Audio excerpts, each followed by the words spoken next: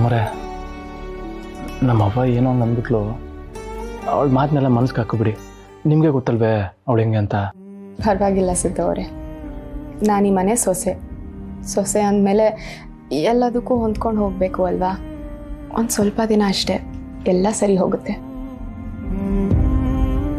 ಮೇಡಮರೇ, ನಿಮಗೆ ಬೇಜಾರಾಗಿದ್ರೂ ನನ್ನ ಸಮಾಧಾನಕ್ಕೆ ಹಿಂಗೆ ಅಂತಿದ್ರಿಯಾ?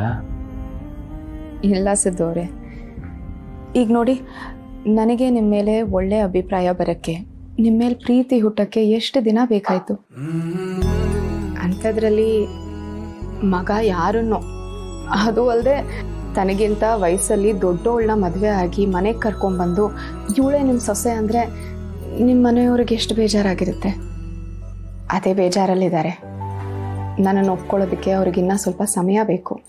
ಸೊಸೆಯಾಗಿ ನಾನು ಇದನ್ನೆಲ್ಲ ಅರ್ಥ ಮಾಡಿಕೊಂಡು ಸರಿ ಮಾಡಬೇಕು. ಅದನ್ನು ಬಿಟ್ಟು ಬೇಜಾರಾಗಿ ಹೀಗೆ ಕೂತ್ಕೊಂಡ್ರೆ ಏನು ಪ್ರಯೋಜನ ಹೇಳಿ?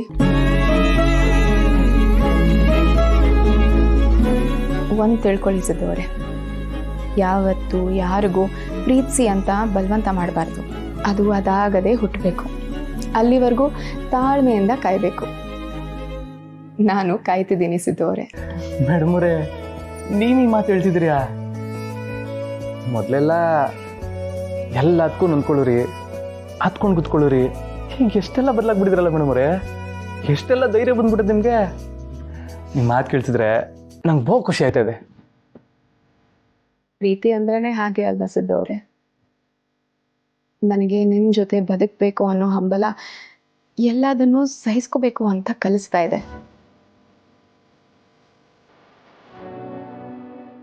ನಿಮ್ಮ ಪ್ರೀತಿ ಸಿಗೋದಾದ್ರೆ ನಾನು ಏನು ಬೇಕಾದರೂ ಎದುರಿಸ್ಬೋದು ಅನ್ನೋ ಧೈರ್ಯ ಬರ್ತಿದೆ. ಏನ ಈಗ ಹೇಳ್ಬಿಟ್ಟೆ? ಇದು ಬರೀ ಸ್ಟಾರ್ಟರ್ಸ್ ಅಷ್ಟೇ ಅಮ್ಮ, ಮೇನ್ ಕೋರ್ಸ್ ಇನ್ನೂ ಇದೆ. ಒಟ್ಟಲ್ಲಿ ನಮ್ಮ ಪ್ಲಾನ್ ಸಕ್ಸಸ್ ಆಯ್ತು, ದುಡ್ಡು ಬಂತು, ಸಿಂಚನನ ಮುಂದೆ ಮರ್ಯಾದೆ ಉಳೀತು. ಹೌದು ಕಣ, ಆ ದೇವರು ಒಳ್ಳೆ ಟೈಮಲ್ಲೇ ಒಂದು ಒಳ್ಳೆ ಐಡಿಯಾ ಕೊಟ್ಬಿಟ್ಟ. ಆ ದೇವರು ನನ್ನ ತಲೆನಲ್ಲಿ ಈ ಪ್ಲಾನ್ಗಳು ತುಂಬಿರೋ ಖಜಾನೆ ತುಂಬಿಟ್ಟಿದ್ದಾನೆ ಅನ್ಸುತ್ತೆ. ಅದಕ್ಕೆ ಒಂದಾದ್ರ ಮೇಲೆ ಒಂದು ಪ್ಲಾನ್ ಬರ್ತಾನೆ ಇರುತ್ತೆ. ಕೆಲವು ಟೈಮ್ ಅದು ಎಕ್ಸಿಕ್ಯೂಟ್ ಆಗಲ್ಲ ಅಷ್ಟೇ. ಏನ್ ಬಿಡ, ನೀನು ಎಕ್ಸ್ಟ್ರಾಡಿನರಿ ಕಣ, ಎಕ್ಸ್ಟ್ರಾಡಿನರಿ. ನನಗೆ ನಾನೇ ಹೊಳ್ಕೊಂಡ್ರೆ ಏನೋ ಚೆನ್ನಾಗಿರುತ್ತೆ ಅಲ್ವಾ? ಸರಿ, ಏನೋ ನಿನಗೂ ಹೆಲ್ಪ್ ಆಯ್ತಲ್ಲ. ಸಿಕ್ಕಾಪಟ್ಟೆ ಹೆಲ್ಪ್ ಆಯ್ತಪ್ಪ, ಥ್ಯಾಂಕ್ ಯು. ನನಗೂ ಅಷ್ಟೇ ಕಣ, ಏನೋ ಸ್ವಲ್ಪ ಮನೆ ಕೆಲಸಕ್ಕೆ ಒಂಚೂರು ದುಡ್ಡು ಸಿಕ್ಕಂಗೆ ಆಯ್ತು ಅಷ್ಟೇ. ಹೌದು ಬ್ರೋ, ಒಟ್ಟಲ್ಲಿ ಇಬ್ಬರಿಗೂ ಹೆಲ್ಪ್ ಆಯ್ತು, ಅದೇ ಖುಷಿ. ಯಾವುದಕ್ಕೂ ನನ್ನ ಕಡೆಯಿಂದ ಇನ್ನೊಂದು ಥ್ಯಾಂಕ್ಸ್ ಇಟ್ಕೊಂಡ್ಬಿಡಪ್ಪ. ಈ ಡವ್ಗೆ ಏನು ಕಡಿಮೆ ಇಲ್ಲ. ನಿನ್ ಮನೆ ಗೃಹ ಪ್ರವೇಶ ಚೆನ್ನಾಗಿ ಕಣ, ನನ್ ಕರೆಯೋದು ಮರಿಬೇಡಪ್ಪ. ಆಮೇಲೆ ಎಲ್ಲಾದ್ರೂ ಉಂಟೇನಾ, ಮರೆಯೋಕ್ಕಾಗತ್ತೇನಾ? ನೀನು ಬೇರೆ. Thank you so much. ನಿನಗೂ ಅಷ್ಟೇ ಆಲ್ ದ ವೆರಿ ಬೆಸ್ಟ್. ನಿನ್ನ ಮನೇನು ಬೇಗ ಕಂಪ್ಲೀಟ್ ಆಗಿ ನೀನು ಅಲ್ಲಿ ಮೂವ್ ಆಗಿ ಗೃಹ ಪ್ರವೇಶ ಮಾಡೋ ಹಾಗಾಗ್ಲಿ. All the very best. ಅದೆಲ್ಲ ಇಷ್ಟು ಬೇಕಾಗತ್ತಾ? ಮತ್ತೆ ಏನೇ ಅಂದ್ರೂ ಒಂದು 2-3 ತಿಂಗಳು ಹಿಡಿಯತ್ತೆ ಕಣ, ದುಡ್ಡು ಬೇಕಲ್ಲ. ನಿನ್ ಬಿಸ್ನೆಸ್ ಚೆನ್ನಾಗಿ ಆಗ್ತಿದೆಯಲ್ಲ, ದುಡ್ಡು ಬಂದ್ರೆ ನಂದು ಉಳಿದಿದ್ದ ದುಡ್ಡನ್ನ ಆದಷ್ಟು ಬೇಗ ಕ್ಲಿಯರ್ ಮಾಡ್ಬಿಡಪ್ಪ. ಬಡವನ್ ಮರಿಬೇಡ.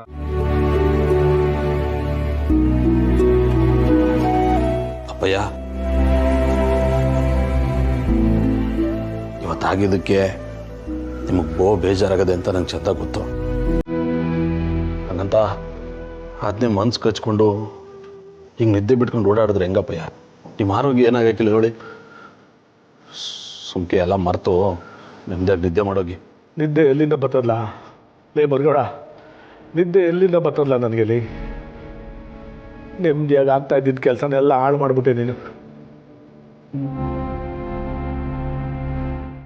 ಹೆಂಗಾಗೋಗದೆ ಅಂದರೆ, ಅನ್ಯಾಯವಾಗಿ ಒಂದು ಜೀವ ತೆಗಿಯೋ ಆಲೋಚನೆ ಬರೋ ಅಷ್ಟು ಕೆಟ್ಟವನಾಗ್ಬಿಟ್ಟಲ್ಲ ನಾನು ಅಂತ ನನ್ನ ಬಗ್ಗೆ ನನಗೆ ಅಸಹ್ಯ ಆಗ್ಬಿಡೋದಕ್ಕಲ್ಲ. ಅಪ್ಪಯ್ಯ, ಹೂಕಲ್ಲ ಮರ್ಗೋಡ, ನಾನು ಏನು ಮಾಡಿ ಸಾಯ್ಲಿ ಹೇಳು? ಮಗನ ಮೇಲಿನ ವ್ಯಾಮೋಹ, ಅತಿಯಾದ ಪ್ರೀತಿ ನನ್ನ ಕೈಲಿ ಹಿಂಗೆಲ್ಲ ಮಾಡೋ ಥರ ಮಾಡಿಸ್ಬಿಡ್ತು.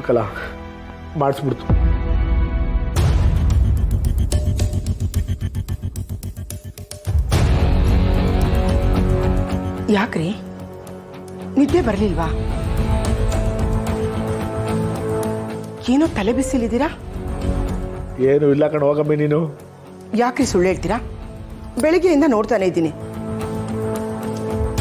ಯಾಕೋ ಇಬ್ರು ಒಂಥರ ಇದ್ದೀರಾ, ಏನಾಯ್ತ್ರಿ? ರಾಜಕೀಯ ಅಂದಮೇಲೆ 1000 ತೊಂದರೆಗಳು ಇರ್ತವೆ. ಅದನ್ನೆಲ್ಲ ನಿನ್ನ ಹತ್ರ ಹೇಳ್ಕೊಂಡು ಕೂತ್ಕೊಳ್ಳೋಕ್ಕಾಗತ್ತೆ? ನೀನು ಹೋಗಿ ಮನೆಗೆ ಹೋಗಮ್ಮಿ, ನಾ ಬರ್ತೀನಿ ನಡಿಯಮ್ಮಿ. ತೊಂದ್ರೆನಾ ನಿಮ್ಗ? ನಿಮ್ದೇ ಸರ್ಕಾರ, ನೀವು ಹೇಳ್ದಂಗೆ ನಡೆಯುತ್ತೆ. ಇನ್ನೂ ಏನಾಗ್ಬೇಕ್ರಿ ನಿಮಗೆ? ಸುಮ್ಕೆ ತಲೆ ತಿನ್ಬೇಡ ಕಣಮ್ಮಿ. ಈಗಾಗಲೇ ನನ್ನ ತಲೆ ಸಿಡ್ದೋಗ್ತಾ ಐತೆ. ನಾನು ಹೇಳ್ತಾ ತಾನೆ, ನೀನು ಹೋಗಿ ಮನೆಗೆ ಹೋಗಮ್ಮಿ, ನಾ ಬರ್ತೀನಿ ನಡಿಯಮ್ಮಿ ನೀನು. ಏನಾದರೂ ಮಾಡ್ಕೊಳ್ಳಿ. ನಿಮ್ಗೆ ಅಯ್ಯೋ ಅಂದರೆ ನನಗೆ ಪಾಪ ಸುತ್ಕೊಳುತ್ತೆ.